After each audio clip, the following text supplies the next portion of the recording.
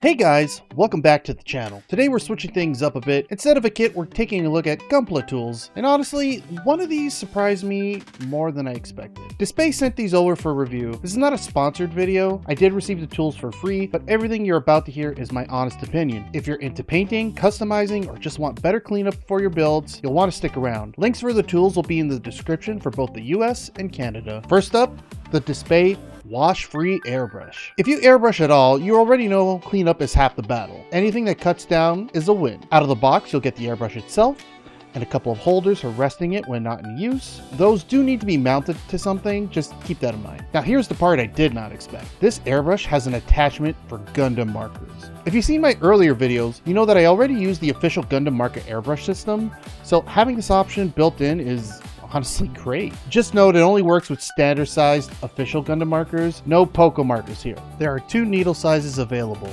For this video, I tested the 0.5mm, and as for the 0.3mm, I'll mess around with that in a future build. I'm using thinned Mr. Hobby metallic blue hooked up to my regular compressor.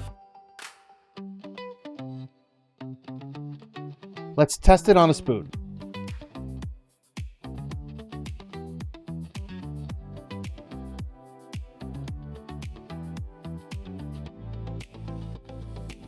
Spray is smooth, easy to control, no splatter, no weird behavior. Now let's try this marker attachment. Like the official system, alignment matters. If the marker tip isn't positioned just right, you'll get spitting.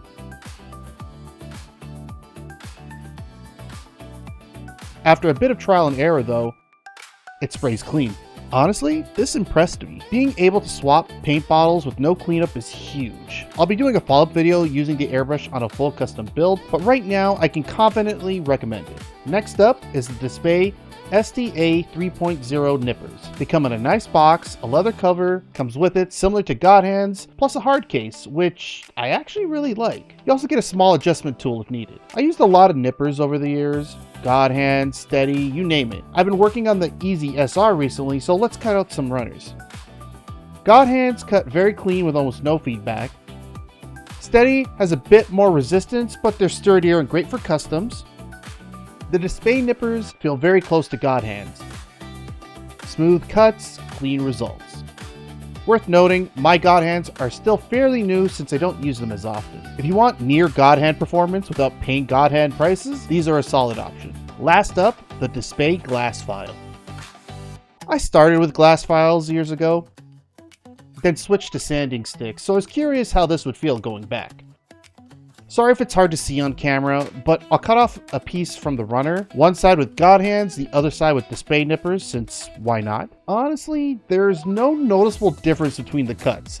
A few light passes with the glass file cleans the nub up nicely. It's gentle, easy to control, and does the job well. I'm still personally spoiled by sanding sticks, but if you prefer glass files, this is a good option. So quick recap, the airbrush is an easy recommend.